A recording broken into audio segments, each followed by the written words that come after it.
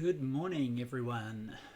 Welcome along to Bodhi Buddhism Community for Class 8 of this course on Buddhist psychology. My name is Matt Osborne, and I'm live streaming here from Bodhi Buddhist Community in Taiwan. If you are joining us from anywhere in the world today, please drop a little comment in the comment section there on the little chat box in this live video stream.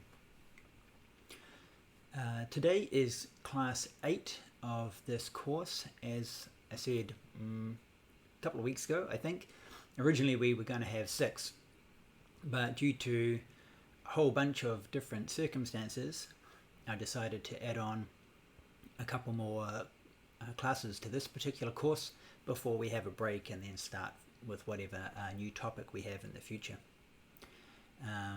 So let's begin our class in the same way that we usually do, with our formal invocation. So I'd like you to join your palms together, and we are going to recite an invocation to Shakyamuni Buddha. Namo 本师释迦牟尼佛 Namo 本师释迦牟尼佛 Namo 本师释迦牟尼佛. Okay, so that's our formal start. As I said, if you're tuning in today, wherever you may be, please drop a little comment. I know most of you regulars do so, but I know in addition to those who normally appear in the chat section, there's also always a number of other people that are tuning in and watching. So if you've been shy, if you've been a bit of a stalker, don't be shy. Just drop in, say hi, let us know that you're out there. Okay, now today, as I said, we're continuing on with our Abhidharma material. Last week we talked about some of the kind of underlying principles behind the Abhidharma teachings, and particularly how they relate to an understanding of the mind. And this week we're going to continue with some of this Abhidharma material, but looking more specifically at the different ways of classifying mental states. So we're going to look at mind itself, what in Abhidharma terms called mind itself, and also then what we sometimes call mental factors or mental concomitants or something. Like, for some reason Buddhism in English has all these like technical terms that have become kind of standard terms, but when you look at them for the first time you're like, what? What's that talking about? So it's like mental factors, all the other different things that make up any mental experience or any mental event, we can say. And then the different categories of those, and we're going to be talking about those.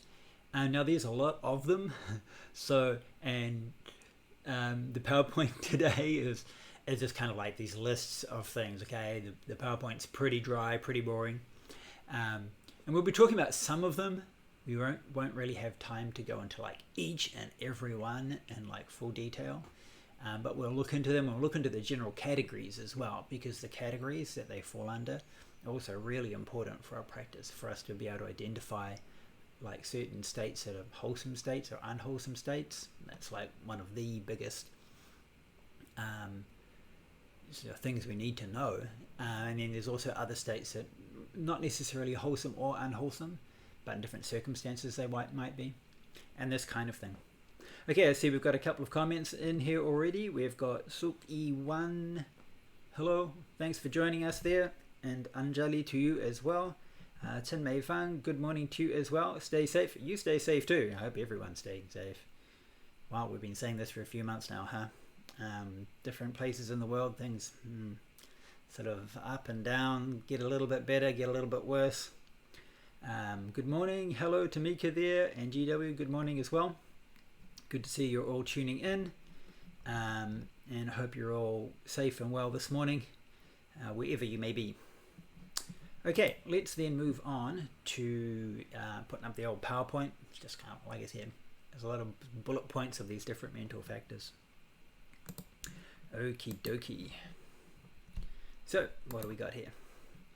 So, yeah, week 8, mental factors. I think in my mind, mental factors is probably one of the best terms to use to talk about these things. Kind of the idea being that if we think of any given moment, any given experience, so to speak, there are actually a number of different things that are going on. I mean, we've got the physical side as well. The body's in some state or another. We're not worrying too much about that here. Our main focus is on the mind. But even on the mental side, there's lots of different things that are going on. The mind isn't this kind of unitary thing. In Buddhist terms in particular, there's all sorts of different parts of it. And so we call these mental factors, all the little factors, the kind of constituents of any given experience. Now there's a couple of different models. As I said earlier, I think I've said earlier, this Abhidharma material it's very early Buddhist material, but as far as modern understanding goes, this is a little bit after the Buddha's time. A lot of this Abhidharma material was after the Buddha parinirvaned. Yes, that is a verb. It really is a verb, okay? I'm not just making it up. Not very common in English, I know. After the Buddha parinirvaned, his disciples, of course, really wanted to make sure that they had a correct understanding of what he was teaching. So they got together, they recited his teachings and whatever, but they also kind of made this a bit of a shift. Rather than the Buddha's individual teaching, like one day he meets this person with this issue and talks to them. Another day he meets someone else with some other issue, he talks to them. So they were all very, specific and practical instructions for individuals or small groups or large groups. But very seldom, and it's actually kind of a bit surprising, seldom did the Buddha give an attempt to totally summarize all of his teachings, kind of like provide you this grand picture, overall picture. And this is what then his disciples did after he was no longer in the world. And so they gather together all the different scriptures, and he teaches a bit about this here, and a bit about this here, and a bit about that there. And let's, try to put it together into kind of like a comprehensive, fully integrated whole. And of course, when people are doing that, they're not always going to agree, right? They're not always going to come up with, everyone has this exact same conclusion. And so different traditions formed. And of those, what we have now, what have existed and lasted through over 2,000 years, two main traditions. One of them's, of course, the Theravadan tradition in South Asia, as we see particularly Sri Lanka, Myanmar, Thailand, also over to Laos, Cambodia. You see it stretching down into certain parts of Malaysia. It's also going back into India and so forth. And then there's another one which was called the Sarvastivada, which was in ancient times up in northwest India, particularly around what is today Afghanistan and Pakistan. And that was a really important one because that also spread through the Silk Road and into China, where is very important because now most of their tradition is only preserved in Chinese translation. Anyway, enough history. We're going to look at a couple of basic models and sort of analyses, shall we say. So in the Theravadan tradition, in terms of taking all these factors of experience and breaking them down into these individual little constituent parts, that's what we talked about a lot last week. They say, okay, there's a basic thing called mind. There's a couple of different terms. You can call it chitta, manas, vijnana. So that includes the term that we often translate as consciousness, the fifth aggregate. And we've talked about this quite a lot throughout these classes, right? Basically, when you see something, like right now I'm looking and I see, wow, I was about to say I see a camera. But strictly speaking, the idea of camera, that I see a camera, isn't actually consciousness itself. Just seeing, just like eyes are open and I see. Or for example, hearing, just the straight hearing of sounds without differentiating them at all. This is what is meant by consciousness. So there's a couple of different names. We can call it consciousness. We might call it mind. Chitta, manas, vijnana. They do have subtle differences, but let's not go into that for now. And then in addition to just this kind of bare awareness, this bare consciousness, we also have mental factors. Now, if you look at that Pali term there, so mind, one of the most common term is chitta, and then mental factors chaitasika. This word chaita comes from the word chitta, just like the word mental comes from the word mind. Hey, it's kind of interesting in English. Look, even that I becomes an E. Wow, Indo-European languages. Interesting. And there are, hey, I think that's incorrect. I've put 52 there, but I think that might be wrong. 52 mental factors. I think that's incorrect, actually. Form, and then there's like material form, 28 of them. And that can be broken up into primary forms and derived forms. So primary forms is in ancient times like earth, water, wind, and fire. And they're kind of like solid, liquid, gas, and heat, but they're not really. But anyway, earth, water, wind, and fire. Ancient kind of division found elsewhere as well. And then there's bits that then are composed of those, so-called derived form. And then we've got this other phenomena known as the unconditioned. So they believe that nibbana is just a Pali word for nirvana, was also like a thing. It was a thing. It was like a fundamental element of existence. It was an unconditioned phenomena, whereas mind and mental factors and material forms were all conditioned. They had causes that brought them about, and of course it would mean if they've got causes that bring them about, that means they can potentially change when the causes change. But nibbana was unconditioned. It did not change. It also implies it's kind of eternal, right? Okay, so this is just like one basic division. When I say fourfold model, it's just like the way in which this tradition divided up this material. But like I said, I think I've got a big fat mistake in there. Apologies. We're not going to focus on the Theravada model though today. So quickly, move along, cover over my mistake. Okay, then the next one is then the Sarvastivada fivefold model. Even though it's fivefold, it's different from the five aggregates, just to make life more complicated for you.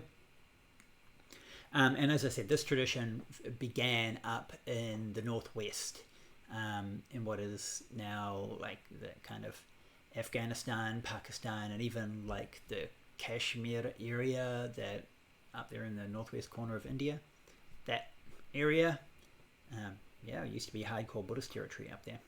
I mean, you've probably heard of like the big Bamayan Buddhas, those incredibly tall statues that were unfortunately damaged, bombed a few, not so many years ago now. That tradition comes from the Sarvastivada tradition. They were very strong in that area.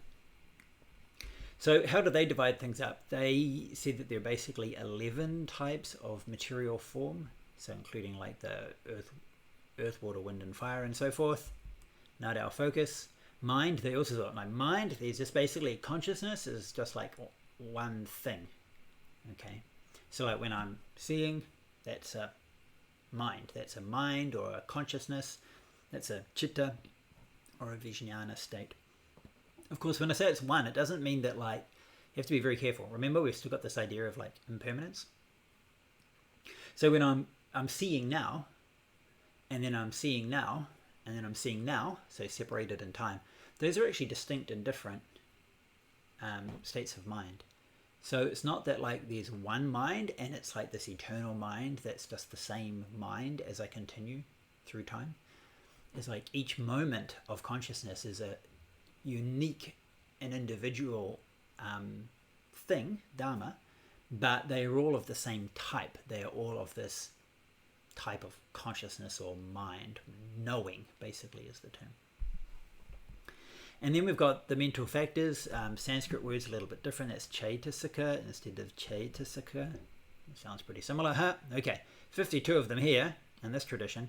And this can get broken up into different subcategories, and this is kind of important. We have what are called primary or universal. So there's 10 of those. I've kind of put it out on the sides, meaning that like, okay, there's 52 in total, of which 10 are these primary or universal, meaning every state of consciousness has these 10 other factors that are always present whenever there is mind. Whenever there's a conscious state, there are also all 10 of these primary or universal mental factors. And then we also have 10 wholesome mental factors, which some or more or less of them will occur in any given wholesome state of mind. And then there's afflicted ones, okay, 6 of them, kind of primary afflictions, that some or more or less of them can occur in any given afflicted state of mind. And it's a really important point to note. You can't have these wholesome states and these afflicted states in exactly the same moment. You can't have wholesome and afflicted states in exactly the same moment. They're kind of like mutual opposites of each other. So if you've got a wholesome state, you might have one or more of these wholesome ones, but you can't have any afflictions. Yeah, that's good. But the reverse is true as well. When you've got afflictions, no wholesome states can be present at that time. Then we also have unwholesome as well, which is slightly different from afflictions. There's only 2 of those. And then there's also secondary afflictions. Now it looks a bit, hey, that doesn't look very fair, right? Afflictions, unwholesome, and secondary. There's 18 in total. And there's only 10 wholesome states. Of course, remember, these are categories of things. Not all of them are present, so it doesn't mean that there are necessarily more afflictions than there are wholesome states. It just means that they're categorized up into more detail. And then there's 8 states which are known as indeterminate. Indeterminate in the sense of they could occur in a wholesome state or they could occur in an unwholesome state. These states themselves are not inherently good or bad, shall we say. And then also we have this other whole category, and I'm not going to get into this because this is like a whole big can of worms. The so-called conditionings unconnected with the mind. Okay, but to say form and mind itself and all these different types of mental factors are all conditioned. So they're all impermanent, they occur moment by moment. Different factors are in place, they mutually influence each other. This is the whole dependent origination thing in Buddhism. Okay, now this conditioning's unconnected with mind. I'm just going to skip over that because it's really just complex stuff, and to be honest, most schools like totally disagree with most of the content here. And like for me personally, I also think like a lot of the stuff in there is like it's unnecessary, shall we say. That's a polite way of putting it. And then we've got, in this system, we have 3 unconditioned things. You know, that's pretty interesting. Again, I don't want to go into this, but basically this school says in addition to nirvana, as in like a liberated state, there's also space, like space itself is an unconditioned phenomena. And then they have another unconditioned thing, which basically says, in short, things are impermanent, and like their impermanence is unconditioned. So things themselves are conditioned, but things will and must cease to be at some point. And so because they will and must cease to be, that is considered then to be unconditioned. Again, lots of disputes about this. Let's leave that. We're gonna deal with that maybe a long way down the track. Not in today's class, believe me. Okay. So just here are some of these basic categories. I'm just going to flip back to Facebook and see if there's any comments. No comments so far. You either go, come on, Matt, this is just Abhidharma stuff. We know all this. This is pretty basic, simple stuff. Okay, maybe. Okay, we've got a few more people tuning in. We've got Venerable Rukai, good morning to you. Jay Lee, good morning. And Terry, good morning. And Henry, good morning. Good to see you all tuning in. Now what we're going to do is we're going to, looking at how much time we have, we're just going to go through some of these categories and talk about some of these, talk about the category as a whole, and then also talk about some of the individual phenomena in it. Now, as you can see, there's a lot of them. So I'm not even going to pretend that we're going to finish off all of these. But let's have a look at a couple of key ones and try to get an idea for how the system works. To me, that's the most important thing. And with that in mind, maybe it's really worth just kind of doing a little reminder of how this mental process works, remember? So in our model, sorry, I don't have this on the PowerPoint, didn't kind of like copy and paste it.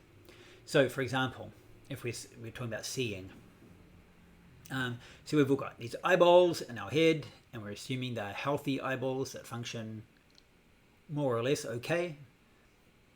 We have different visual objects, and there's a light, and there's all these other conditions that are in place that enable us to see it. We are looking, so we see, and with the eyeball and the object, so the sense organ and the object, this generates then consciousness, right? Visual consciousness, seeing. Now in this system as well, also at that moment when you have seeing, well, let's say not in this system, in the earlier system we talked about, so after we see, then we have feelings or sensations, right? Remember? So we might have like, it might be pleasant, might be unpleasant or neutral. We then have perceptions, so we have this like verbalized or kind of using language to label things or to name things, and these thoughts come up, so camera, computer, microphone. And then of course they can work together in more complex ways as well, right? You know, live recording studio setup, kind of integrated from all these various parts and concepts related to them and so forth. And then we might also have, after that, we might also have these samskaras, these emotions. Pleasant objects in particular, we move directed towards them, greed, desire. Unpleasant objects, we move away from them with aversion, or we want to get rid of them or destroy them, and so forth. That was our really simple basic model. So it's very similar here. There are a couple of little differences. So with the seeing, in this tradition, what we have at that very moment when we are seeing, for example, we also have all 10 of these universal factors. They are all present to some degree. They're all present to some degree. And then we might also have something else. So for example, if we are, let's say for you, you're sitting here looking at the screen and you can see this lovely tanka image behind me here. You see an image of the Buddha. So you're seeing, you've got feelings and perceptions. Oh, I should have mentioned. So within these universal kind of ever-present factors, that includes like the feelings and the perceptions from our earlier model. So in every conscious state, there's always some element of sensation, feeling. There's always some element of kind of perception or conception. And so it's a Buddha image, and then that might, within you, arise like, let's say, a state of faith, trust, some positive mental state. So then that might be some or one or more of these wholesome states come up in the mind. Now, because you've got wholesome states in the mind, then you won't have afflictions or these other ones here. You may have some of the indeterminate ones. So let's say, I'll just give one little example. Maybe you've only just woken up and like, got to wake up, want to watch the class live stream, and you're kind of like sitting there watching, sipping your coffee, and so you're kind of like sleepy. So sleepiness is included within the indeterminate category. Sleepiness is, dullness is not necessarily a bad thing. I mean, sometimes you got to sleep, right? In certain circumstances, maybe if you're trying to meditate, then it's kind of a hindrance, but it's not actually kind of like an unwholesome state. It's not an affliction. Being tired is not an affliction. And so that might be like, in that given moment of seeing, so eyes, object, visual consciousness, and then you've got like some of these, you've got like perception, you're like pleasant feeling, your perception, an image of the Buddha, some of these other universal or ever-present factors we'll talk about in a second. And you might have some wholesome factors. You might then also have some indeterminate factors, let's say. And that would be that given moment of your mental state. Maybe something else happens in some other moment, and then you've got a different combination of these things. So maybe it's an unwholesome state, maybe in a moment we're meditating and there's some noise outside, so you're hearing. You've still got the ever-present like perception and feeling, for example, but then maybe the sound disturbs your peace and quiet, and you get annoyed with the sound, and then you have like some agitation, you have a bit of aversion, maybe it's your next door neighbor or something, and then you've got some afflicted states or unwholesome states. And you might, for example, still have the sleepiness, sort of meditating and half awake, half asleep. And in that case, again, sleepiness, but in this time, it's still not a negative factor in itself, but then it can appear with, in this time, an unwholesome mental state. And then that at that moment is the various mental factors that are occurring in your state of mind. Okay, so that's kind of how it works. Basically, compared to our earlier model, the big difference is all these ones here, all these mental factors, are just a really fine breakdown of all the little other things that are going on. So let's have a look what we've got. So first one, mind. Okay, chitta is the term. Mind, and that's, we can also say it's basically just consciousness. There are 6 different possible types. We could be seeing, or hearing, or smelling, or tasting, or touching, or thinking, shall we say, mental consciousness.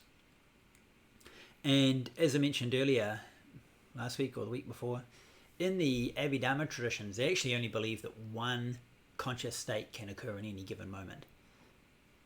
Personally, I am not sure I buy into that, and there were other early Buddhist schools, the Mahasangikas, for example, that didn't believe that. They believed that you could have a range of different consciousnesses at any given time.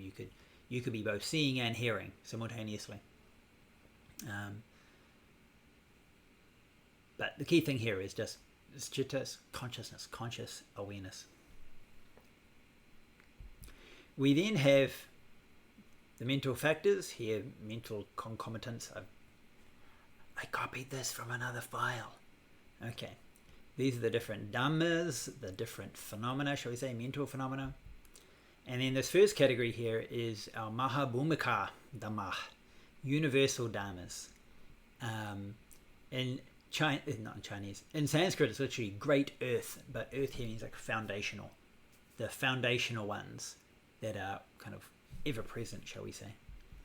The first one is Vedana, sensation. Now, we've met Vedana before, remember? It's our second of our 5 aggregates. So it's saying that whenever we are conscious, we are having some kind of sensation. It can be pleasant, unpleasant, neither pleasant nor unpleasant. Same thing as before. And we also have Chaitana, that's some kind of volition, some kind of volitional movement. We also have Samjna, perception, right? That's this idea that we have these like words and language that we use to name and identify things. It's a camera, it's a computer, or whatever. Things we see or hear. You might hear something and think, oh, that's kids playing outside, or something like that. These are always present. And you might think, well, are they really always present? Well, one thing that the Abhidhamma argued was, you might say, well, sometimes I don't seem to be thinking like that. I don't seem to be thinking with words and language. They'd say it's always present, but it could be weak or strong. It's kind of a way for them to argue that, oh, it's there, but it's just there in a very, very subtle way. Okay, you can make what you will of that argument. We also have chanda, our predilection. This is kind of an interesting term. In Chinese, this is called shanfa, sanfa yu. So the term is kind of a little bit like a desire, but it's kind of like, normally we think in Buddhism like desire is like an unwholesome thing, right? Desire is up there with greed and craving, right? But this one isn't. This can be, and then we see in the Chinese term, is like desire for wholesome phenomena. So, I don't know, maybe you like to look at the image of the Buddha, your eyes are drawn to it, but it's for wholesome reasons because of your faith or what have you, this would come into the category of chanda. Or maybe you've got some, like, you've made some vow, or, you know, you've made some determination as to your practice. I'll meditate every day. That would come under this category as well. And so I want to talk about this in a bit of detail, because we often hear people say, people who don't know necessarily much about Buddhism, like, oh, Buddhism says that, like, desire is kind of the root of all these problems, but Buddhists also want to or desire to practice Buddhism. Isn't that just contradictory? Because they desire to practice, but then desire is a bad thing. Grossly simplified kind of understanding that, yeah, misses the point. Not all kind of desire in that sense is a problem. Specifically, like, sensual desire is one of the big problems, whereas this can be a predilection or a wholesome intention. I often translate this term as a wish. So it could be something like, I wish to help people. And then I use the term desire, for example, of I desire a triple chocolate cake for my own good, not to give to other people. We also have sparsha, which is contact. This was a bit of a debate about different schools about this. I think we may have talked about it earlier. A lot of schools said that basically when you've got your object of your senses, and then you've got your senses. So I've got my eyes, I've got this computer, and I see it, and then I have visual consciousness. We call that contact. So kind of like contact between the objects of experience and our senses themselves. We call it contact. But contact is not some other thing. It's just a word that we call when these other three things kind of meet. But for this school, they considered contact was an actual other thing. This is a bit of an issue for this whole school. I don't want to go into too much detail. They often would make things like that and say, oh, that's another thing in and of itself. Okay. So that's why also this kind of contact is also always present, because whenever we're conscious, we've always got our senses and the sense objects, and therefore we've got the consciousness as well, those three, object, sense, and consciousness. And then they say, oh, the fact that these three can come together like that is because of this thing called contact. So it's always present, kind of by definition. We also have prajna, understanding. Now, this is kind of another interesting one as well, because I know a lot of people will be thinking, hey, but isn't prajna like wisdom? So one, why have I translated it as understanding and not as wisdom? And two, why is it always present? Like, do we always have a wisdom? Are we always wise? Well, the thing is this. This term originally can include like wisdom. I mean, if we talk about the three trainings, right? Sila, Samadhi, Prajna. So ethical practice, sometimes translated as precepts, but it's really broader than that. Meditative concentration, and then wisdom, right? These are the three basic trainings in a nutshell. But the term prajna in general just referred to like understanding something. And it could even be wrong understanding. It could be misunderstanding. A misunderstanding is still a kind of an understanding. And only certain types of really accurate, really purified and correct understanding would be considered wisdom. And so, you know, the Abhidharma traditions are quite early. They maintained that sense. In Mahayana Buddhism in particular, of course, we have prajna as prajna paramita, the sixth perfection. And, you know, you hear this a lot, particularly in Chinese. People say prajna isn't even just, it's not just like being intelligent. It's this like super high level of wisdom. Well, prajna paramita is, right? Paramita literally means the perfection of wisdom. Or we can say the wisdom that leads to the state of perfection or completeness or liberation.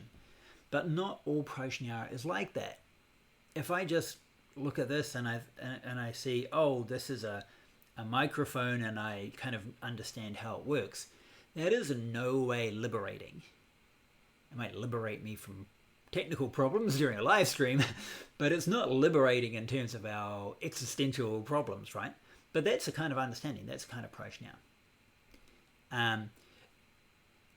To just make the distinction clearer, if I'm seeing the microphone and I understand that it's conditioned and it's impermanent, this lovely microphone, which is so cool and makes me look so professional, also will not provide me with everlasting happiness. It's dukkha, it's dissatisfying, it's also not self. Then I can be liberated with respect to the microphone. If one day I knock it off my table and it smashes, I will not be distressed. Okay, don't fall off the table, microphone. Okay, just be safe right here, please. So that both of these examples are wisdom. No, both of these examples are prajna, a type of understanding. Only one of them is kind of liberating. But this basic type is always present, according to this school. We look at things and we have some understanding with regard to them. We also have smriti, here translated as memory. These are not all my translations, but these are taken from one of my Abhidharma teachers, Venerable Professor Dhamajoti, and he knows what he's talking about. And the terms he uses are terms appropriate for these terms in the Abhidharma. So smriti is, usually we translate as mindfulness, right? And the Theravada school, for example, considered that sati, which is the same word in Pali, was always wholesome.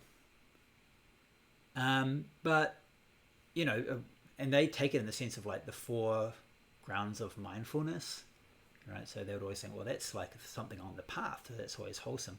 But the term itself, no, it was actually broader. It's just some kind of recollection or some kind of memory. And that in and of itself is neither wholesome nor unwholesome. And then there are again arguments always there. When I'm seeing this microphone, when I'm seeing this camera, I'm also having some kind of recollection about other similar experiences. And again, there might be other certain types of recollection, smriti, mindfulness, that are specifically for the path, right? In which case, it might come together with other wholesome factors. So in that regard, it's this term prajna and this term smriti, wisdom or understanding and mindfulness, are not always entirely good, but they're always both present in every conscious state. We also have manasakara, mental application. It's literally directing the mind. So we're always directing the mind towards things, right? So that's also always present. When we're conscious of something, we're also directing our mind towards it. And we have adimoksha, resolve, again, resolve and kind of a projecting the mind out towards the object. And then the last one, again, another one you might find a bit surprising, samadhi, is always present. And again, I think a lot of people might think, whoa, but samadhi isn't like, it's meditation, and samadhi, it's this like profound state of spiritual insight. Well, samadhi can mean that, sure. But in a far more basic sense, it can just mean concentration. And so when we're focusing, on something, when we're turning our mind to an object, we also have some degree of focus on it. And again, remember all of these, be it sensation, volition, perception, understanding, memory, concentration. It can be just an incredibly weak level. So when we're just skipping across objects, glancing across the scene in front of us, just scope out what's happening, tiny amount of concentration, moment by moment. And then there can also be really in-depth concentration. And even then, of course, really in-depth concentration isn't always necessarily wholesome. If you're really concentrated on something nasty, well, that's not wholesome. So we can't, again, always just argue that samadhi is always a good thing. It's always part of the path. It can be, but concentration in and of itself isn't. One thing to remember, so when we're thinking about some of these, we might think, well, mindfulness and concentration, look, eightfold path, number 7, number 8, mindfulness, concentration. Remember, in the path, it is right mindfulness and right concentration. It's not just as implying that not every act of mindfulness or every act of concentration is always wholesome. It's specific type. And again, the same for like prajna. We have like prajna paramita, the perfection of wisdom, liberating, but not every act of understanding or comprehending something has those same qualities. Okay, so this is a brief outline of these first first 10. I'm going to flip back and see if we've got any comments coming through in the comments box. No comments coming through. Okay. Feedback, people. Give me some feedback. I know this can be some pretty heavy stuff and a lot to go through. But if you're having any thoughts, please feel free to write something there and we can have a bit of discussion.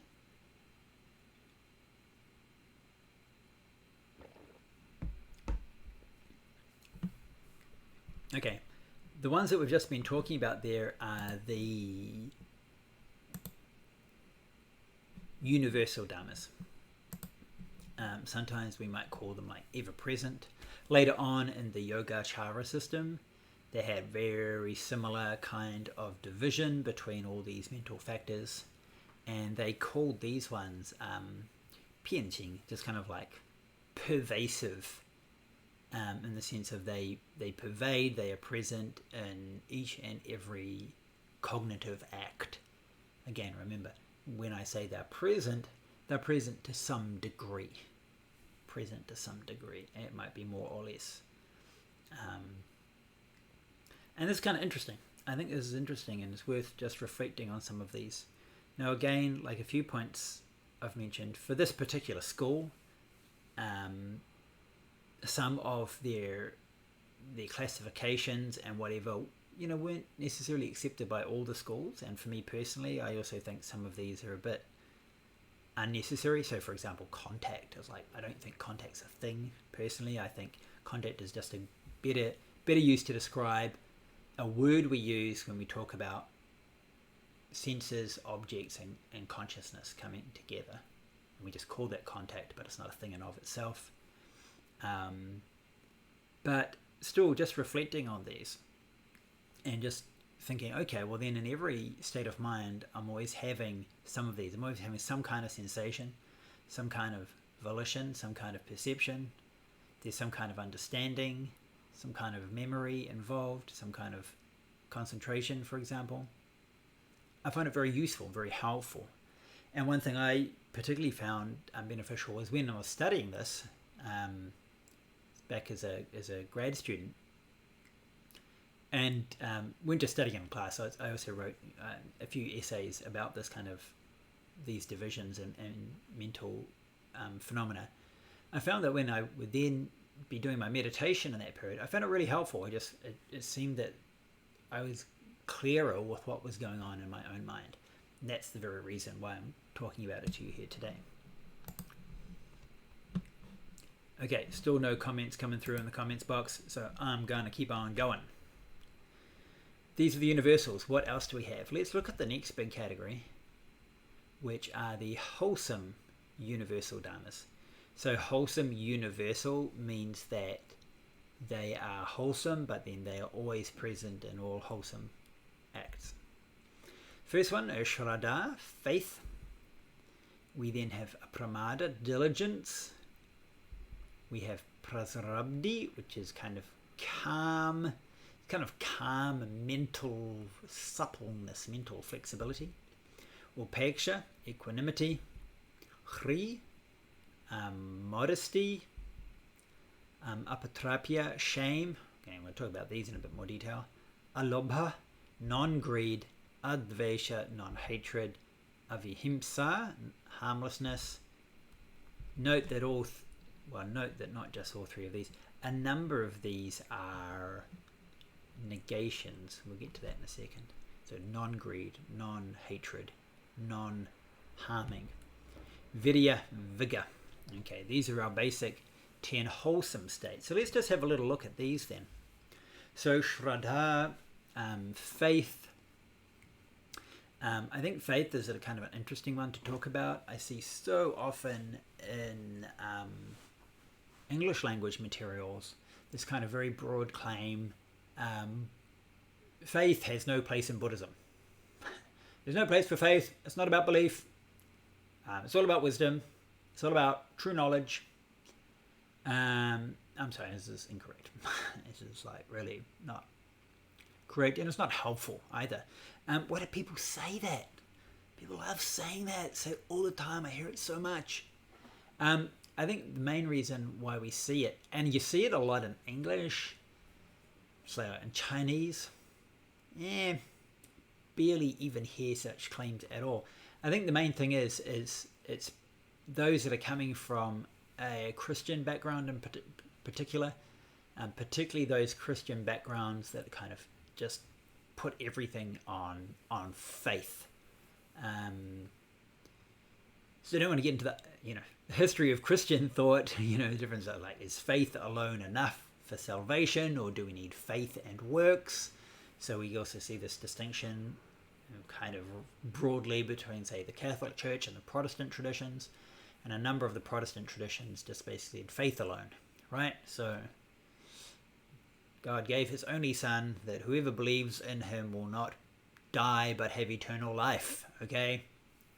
I learned this as a kid, as a little kid, and like Christian youth groups kind of drilled into our heads. Faith, believe it's enough.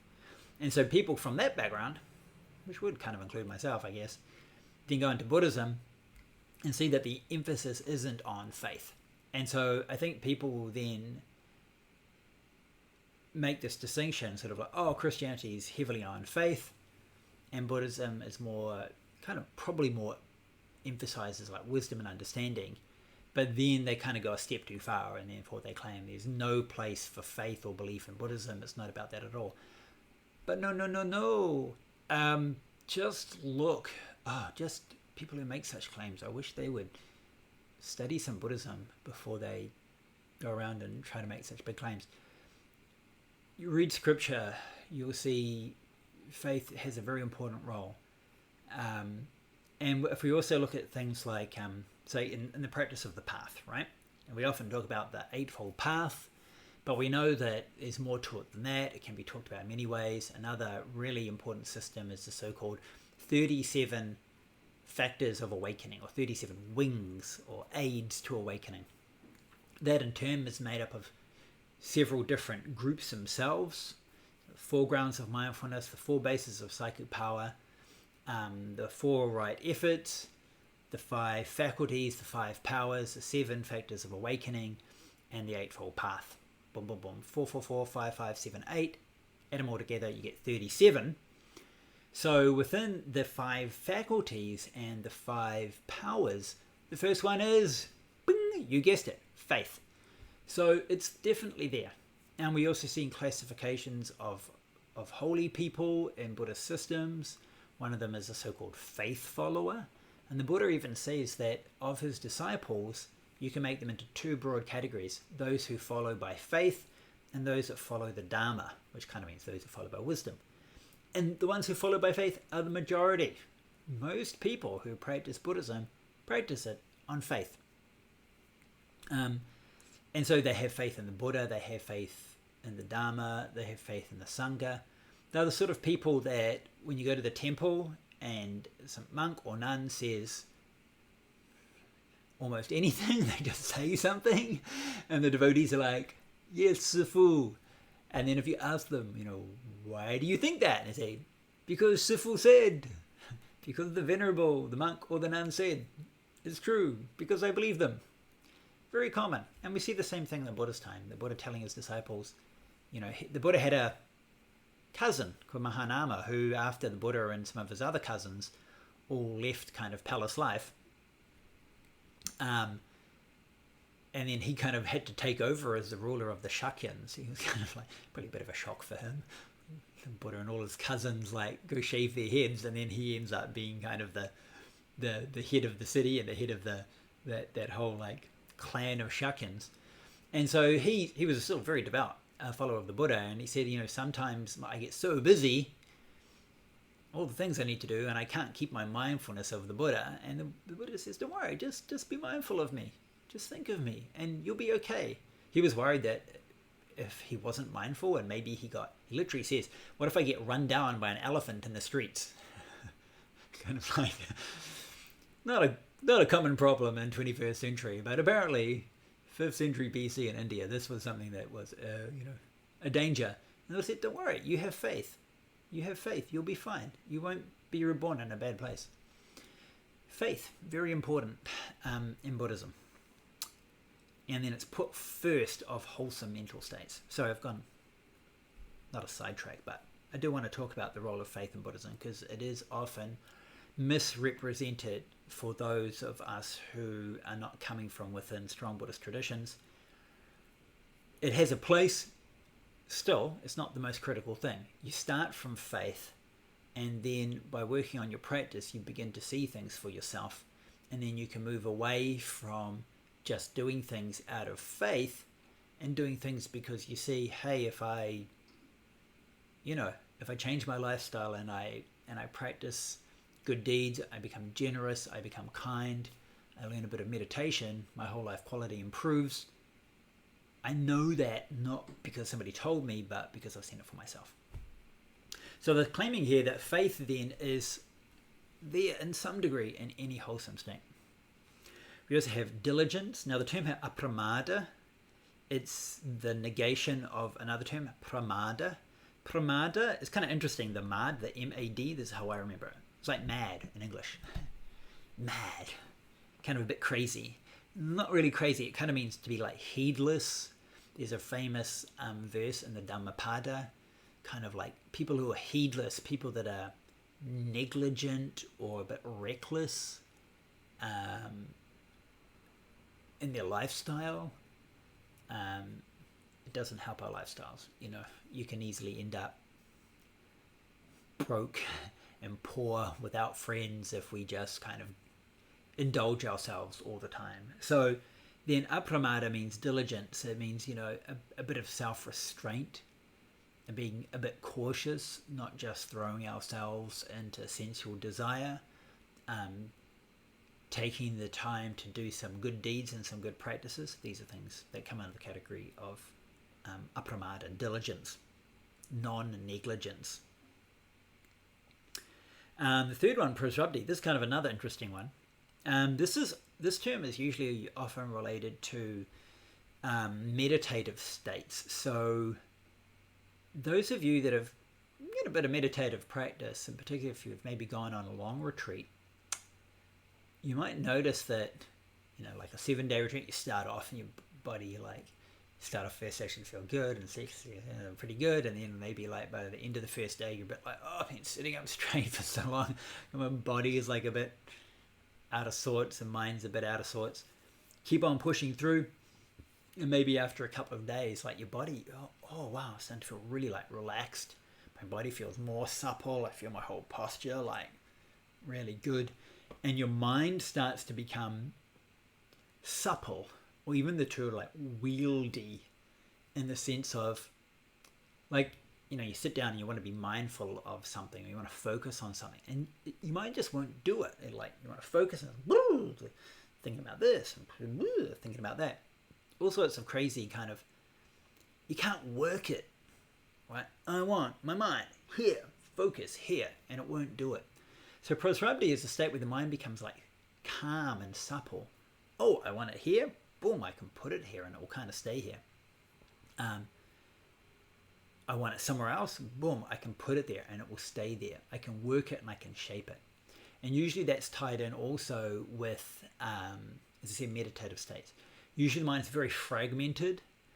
By focusing in on one thing, we kind of, at least temporarily, push away all these other distractions and all these other patternings that the mind is taking. And once it's really focused on one thing, I like to sometimes use the metaphor. It's like metalworking. You want to make a cut. You've got some gold. Your mind's like pure gold, but it's solid, and so you want to make a gold cup. But at the moment, you've got a bar of gold. What are you going to do? You're going to hammer it out? Nah. Best thing to do, melt it down. When it's melted, it's like totally liquid. It's supple, or at least if you don't melt it, heat it up, it becomes softer. When it's softer, you can shape it easier. You can pour it into a mold. You can hammer it out. I like this metaphor. Some of you might know I got a degree in engineering, and as a undergrad at engineering school, my summers were often in workshops and shaping things, sometimes out of metal. Heat it up till it's red hot, and it becomes softer, and you can bend or shape, knock it into shape. So Prasarabdhi is a bit like that. Here the term calm, I don't think is quite the term, but it comes from calm. When the mind is calm and focused, strong samadhi, then it becomes workable, soft and supple. And here it's talking about mental softness and suppleness, but often it goes together with physical suppleness. So when the mind is really agitated, the body becomes stiff, or the other way around. When your body's in bad shape, your mind becomes stiff. So you want to work with your mind, try to first relax your body, or if you want to relax your body, try to relax your mind. The two influence each other. Here the emphasis is on the mind, but it also goes both ways. Next one is upeksha, equanimity, as opposed to kind of partiality. Partiality can tend to be a little bit afflicted, preferring this over that, whereas equanimity doesn't have that kind of preference. We also have then another pair, Hri and apatrapya. So here translated as modesty and shame. In Chinese, Tan Kui. And these two characters, like in Chinese, they almost always come together. People, Chinese language, you've got individual characters, but it's very common for two characters to come together to form what we might call a word. And these two, are so commonly paired together that a lot of people think it's the same thing. They are a bit different. Tan Kui. So the usual definition is this. Hri, so tan, here translated as modesty, means you don't do a bad thing because you think how could I do that? How could I lower myself to do that thing? So it's an internal based kind of restraint. Yeah, like internal modesty. I won't do that because I don't do that kind of thing. You ask me, Matt, do you want to have a steak? I'm just I'm not going to eat a steak. I just wouldn't do that. It's kind of funny. A lot of people think, I see this a lot. It's kind of weird. People who look at vegetarians and think, or monastics and think you all secretly really want to eat steak and get drunk. I know you secretly do, but you just have these precepts, and so you don't do it, but you really want to. And we're no, we just don't want to. We have no interest in that at all. It just sounds disgusting. So the Hri is the internal one. And just it doesn't matter if anyone's looking or not, I'm not going to do it. And apatrapya is when you stop yourself from doing it, but not purely internally. It's I'm not going to do this because other people, and usually say other good people, would censor you or blame you if you did that. If I did that, what would my mother say? Or if I did that, what would my teacher say? For example, that kind of thing. And it kind of also implies if my mother doesn't know, if nobody finds out about this, maybe I can get away with it. So Hri in that regard is kind of more powerful because it doesn't matter about anyone else, just I won't do it. Apatrapya is I won't do it because of what other people will think of me. But these two always come together, and they also have opposites. That's a little bit later. They're kind of these universal unwholesome states, because the Buddha said that these two things, Hri and apatrapya, are the guardians of the world. If everyone had these, people just wouldn't do bad things, right? People wouldn't do bad things if people had this. And then it means that anyone doing a bad thing, intentionally, doesn't have these, kind of by definition. Now, the translation here is modesty and shame. I sometimes translate as something like a sense of shame and a fear of blame. It's a bit longer because it's not a single word, a sense of shame. If you just put shame, But the thing is, in English again, shame and blame, there's a lot of other connotations, and people tend to think of like shame as a verb that you do to other people, like you shame other people, and often that's got quite a bad sense, right? To shame other people. This is not about shaming others, and it's not about even like, I think also in English, shame, we have like a very public sense to it. But this doesn't have to be public. At least the first one, it's just like you yourself don't want to do it. The second one is kind of a fear of being blamed or a fear of being censored. And again, it's not blame itself. It's not blaming, which would imply that you are blaming someone else, but it's a fear that other people will blame you for doing a negative action. I hope that's kind of clear. The next three are Lobha, Advesha, and Avihimsa. These three are also like negations. So it's Lobha, Dvesha, Vihimsa. So Lobha, Dvesha, Vihimsa, like greed, hatred, and harm. These things, or these, and the three positive complements here, non-greed, non-hatred, and harmlessness, are actually the core of the content of right intention in the Eightfold Path, right? So Eightfold Path, right view, right intention. I think intention is a good term. What is right intention? It's basically like an intention that it doesn't have greed, doesn't have hatred, doesn't have harm involved. Now we know that greed and hatred are very often paired together in Buddhism, be it hatred and greed, or their opposites, non-greed, non-hatred. Usually we think like greed, hatred, and ignorance, right? Kind of three root afflictions, greed, hatred, and ignorance. But ignorance is kind of a different category. And then we often see also harm in here when it comes to right intention. Ignorance would be more up in the opposite of right view. Right view is to be freed from ignorant views. These are more on the emotional side. Now, I've often wondered kind of what's the difference between hatred and harm, and thus non-hatred and harmlessness. I think they're pretty closely aligned. But in this system, at least, they are made distinctive things.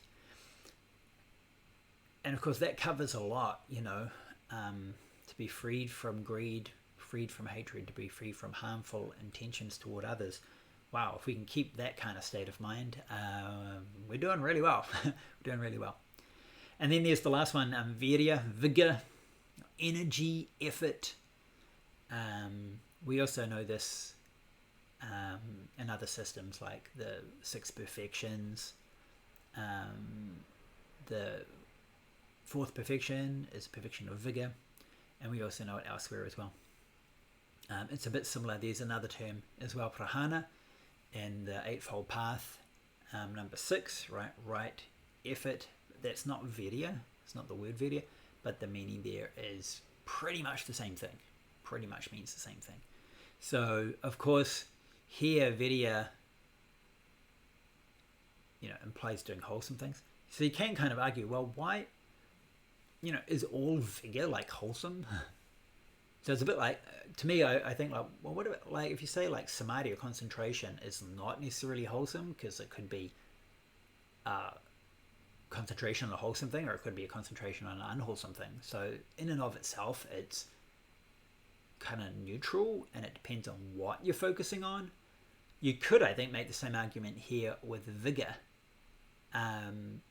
What if I'm very vigorous in doing something bad? Okay, yeah, I think there's an argument to be made. But the implied thought is that virya means for wholesome things. It's not just vigor, it's good kind of vigor. Vigor in doing your practice, vigor in doing good things, developing positive mental states. Okay, so these are then the wholesome universal dharmas. There is much more. We're running out of time, so just look at this. I'm just going to watch these flash before your eyes. These defiled universal dharmas: delusion, non-diligence, slackness, lack of faith, torpor, restlessness. Unwholesome universal dharmas: non-modesty and shamelessness. Right? People just like, I don't care what others think, and I have no shame. I will just do these things. Subsidiary or kind of like secondary defiled dharmas: anger, enmity, dissimulation, jealousy, depravity, concealment, so like covering up your faults, avarice, deceptiveness, pride, harmfulness. And then we also have some indeterminate dhammas: remorse and drowsiness, reasoning, investigation, greed. This is a certain kind of greed, and hostility. Now, you might argue with the last two in particular, but like say remorse, why is it indeterminate? Because again, remorse, if you've done a good deed and then you have regrets, like, why did I give my money to that charity? Those children don't deserve it. I could have bought a new car. Well, that's kind of unwholesome, you know. You had a good deed and now you're regretting it. Oh, that merit you get from that good deed becomes less because you've had regrets for it. Sorry, there's a mosquito flying around. But then again, if you do an evil, nasty deed and you have regret, that can actually help to alleviate it. So again, regret in and of itself, or remorse in and of itself, neither wholesome nor unwholesome. It depends on what the remorse and the regret is for. Likewise, mentioned earlier, gave the example earlier, drowsiness. It's not always a bad thing. Sometimes you go to sleep, so you get drowsy. And likewise, reasoning, investigation. These are kind of like thinking, mental processes. It also includes like reasoning and logic. Neither good nor bad. It can be used in wholesome ways and can be used in unwholesome ways. Okay, now that's a lot of stuff to go through, and I know I've just literally read out a list at the end. Time is short. I'm going to go back, see if we have any comments here. No comments. I hope this is helpful to you. I find, like I think you've probably seen, I don't necessarily agree with all the classifications of things, but I do find that just even talking about these things and thinking about them is really helpful. You know, when we're kids and we go to school, we learn about geography, we learn about mathematics, we learn about the material world, we learn about different animals and plants, we learn about different stages of history. And by learning about these things and being given conceptual frameworks to think about them, we become proficient in them. And there is a close relationship between like the vocabulary we have for the systems and structures which then order and organize our understanding of different topics, and our just expertise and skill in those topics. You know, talk to a professional of any profession and they have this like hugely rich vocabulary that other people don't know about. I'm sure if you go talk to a hairdresser or a mechanic, any job, I'm not talking about scholars, they have a huge range of things. They know all these terms, and by having this very detailed set of terms and framework, they can understand things very well and very precisely and know all sorts of little nuanced details. So when they go do their job of cutting your hair or fixing your car, they can do it very well. Whereas if we don't know that, we just think, aren't that all the same? Or it's just like a wheel, what's the difference? Put the wrong wheel on, put the wrong nuts and bolts in place, you know, use the wrong, I know so little about hairdressing, you can probably tell, use the wrong hairspray in your hair, something bad happens, it's a mess. We learned these things as a kid. How many of us learned as a kid the ability to see and note all these different states of our mind? Now, I do know that there are some schools now that are starting to do this kind of thing for kids. Even something as simple as, you know, have the kids, well, I'm talking about like little kids every day. They got like a little book, like their little mood book. They have different stickers for different like moods. Are you happy? Tick the happy box. Are you sad? Tick the sad box. Are you angry? Tick the angry box. Very simple, but then it starts to make them more aware of their states of mind. Abhidharma system. It's, you know, maybe we should have little stickers. I did actually use a system a little bit like that for meditation classes a couple of years ago. After meditation sessions, mark off what different states were going on in your mind and what level, not just what states you had, but were they strong or weak. And it makes us reflect about our state of mind more, and our world is experienced through our mind, The state of mind is our state of life, and yet we pay so much attention to the things, the objects of our mind, and very little to our state of mind ourselves. So I hope just by even going through this very briefly in this way, it provides you with a slightly better framework and a little better understanding. Right now, we're going to do some very quick stretches, and then we're going to have a quick sitting meditation session. Let's see maybe if what we've talked about has some benefit for this. Okay, now I'm going to flip over, change cameras as we get ready to go.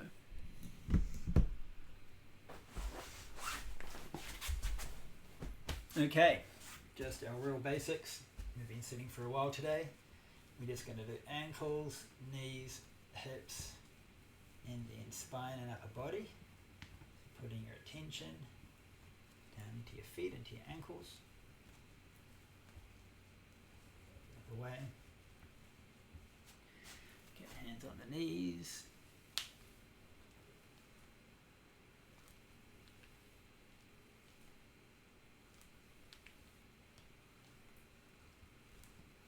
It's very simple, warm them up.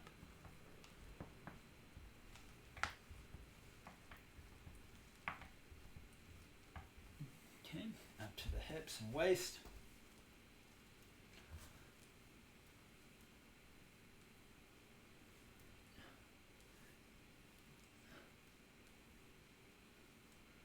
The other way. You can feel if we have any prasarabdhi, any physical suppleness and flexibility. Okay. Okay, upper body, so stretching up, breathing in. Stretching down, opening up the spine, breathing out. Up, breathing in. And down, breathing out. Up, breathing in. Down, breathing out. Last one.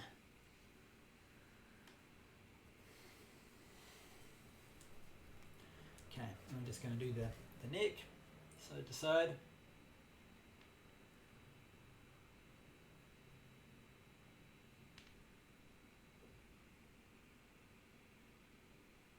Okay, forward and back.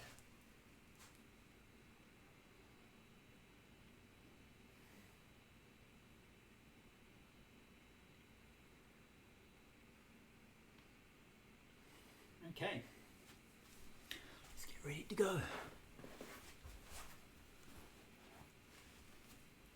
I think I'm just going to leave this camera on for our sitting session today.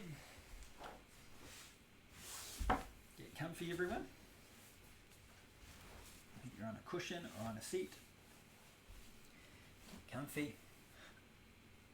I'm just going to stretch around the waist first, make sure that we can sit comfortably through the session without feeling too physically uncomfortable or tense. Okay, watches, whatever, just sit them to the side. Glasses off too. Okay.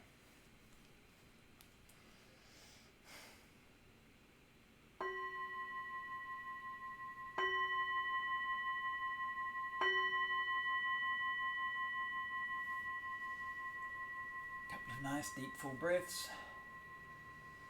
All the way in. And all the way out.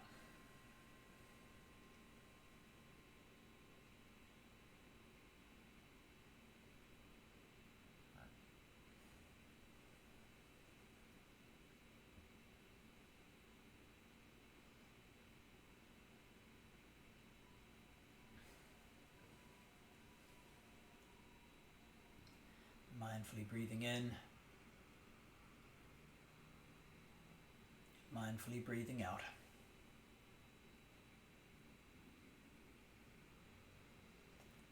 Mindfully breathing in, mindfully breathing out. Settling the mind on the breath. Maybe aware of other mental states or other phenomena going on. Just return the mind back to the breath. Let it settle there. Abide on the breath in a state of clear, mindful awareness.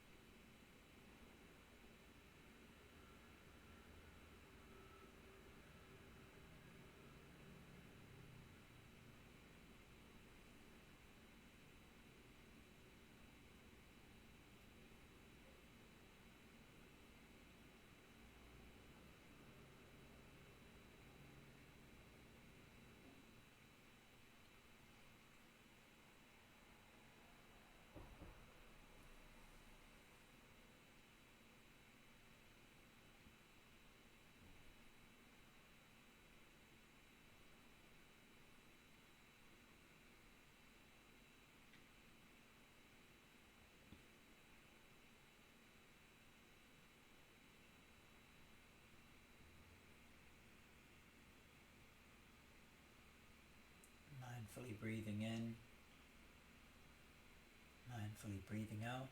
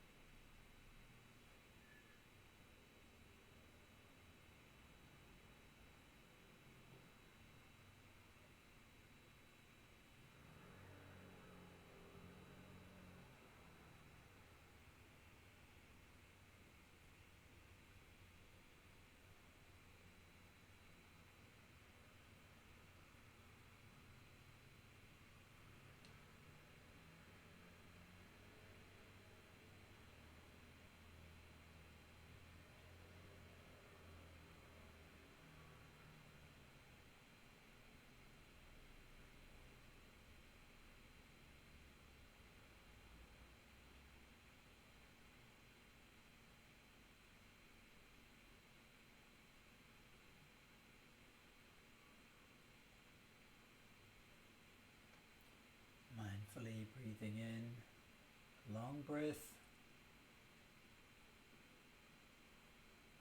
Mindfully breathing out, a long breath.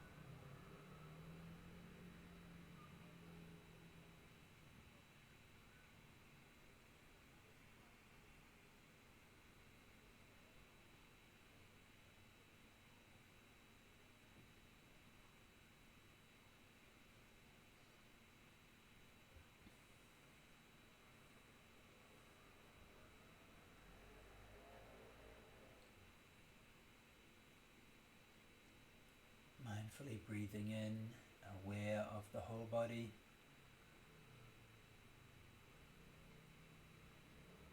Mindfully breathing out, aware of the whole body.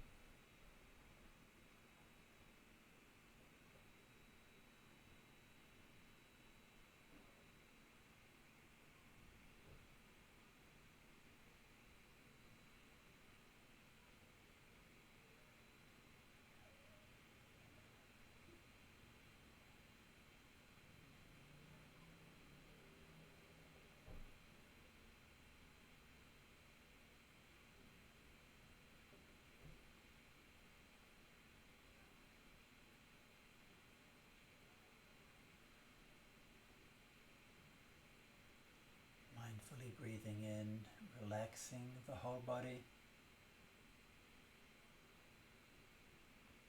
Mindfully breathing out, relaxing the whole body.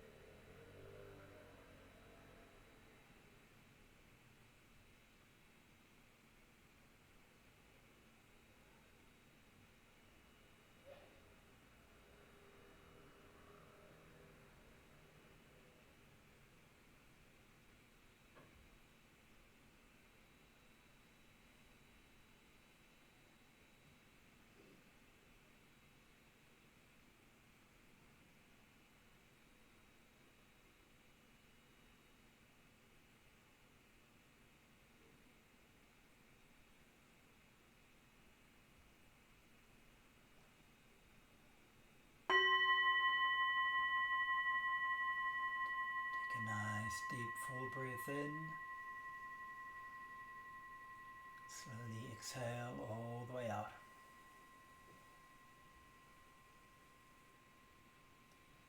Start to transition into movement from a still state. Rock your body left and right. Roll your shoulders.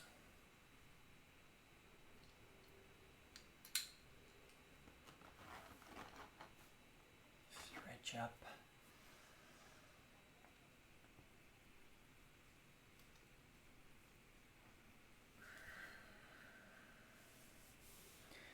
Breath in. Stretching forward, breathing out. To the left. To the right. Back to the center. And up. Warm up our palms. And do our usual massage.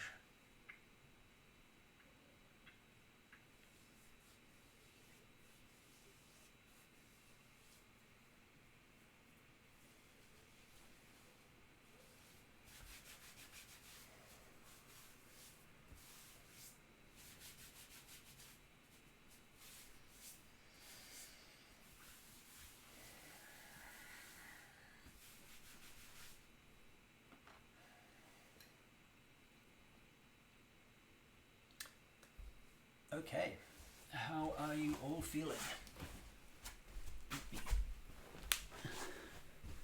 Readjust the camera.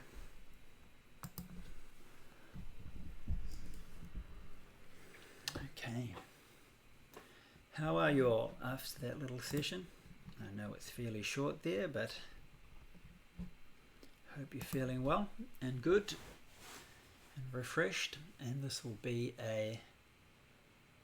perhaps a nice start to your weekend, or maybe if you're tuning in on a Friday night, it will give you a nice calm sleep and then you'll be refreshed for the weekend as well. Okay everyone, this wraps up the class for today. As mentioned, even though we had 2 extension classes last week and this week, class 8, this is going to be the end of our Bodhi Tree Buddhism course on Buddhist psychology. We're going to have a little break for an undetermined length of time. Maybe it'll be a few weeks, probably at least a couple of weeks. We will be back. This is not some way of me saying that I'm not sure if I'll be back. We'll be back, just not sure when. And of course, we'll definitely let you know beforehand. We'll have some notifications out at least a week in advance. And if in the meantime you have any thoughts on what kind of class you'd like to hear, yeah, let us know. You can put comments in here. You can just send a direct message to the Bodhi Tree, or you can send it to me personally. I know many of you are also Facebook friends as well of me personally, not just the Bodhi Tree page. We've done, what have we done? We've done like kind of introductions to Buddhism. We've done a couple of meditation ones. We've done psychology, and some of the early ones also included textual readings. Lots of possibilities, and I'd love to hear from you and hear what you'd like to do with us here.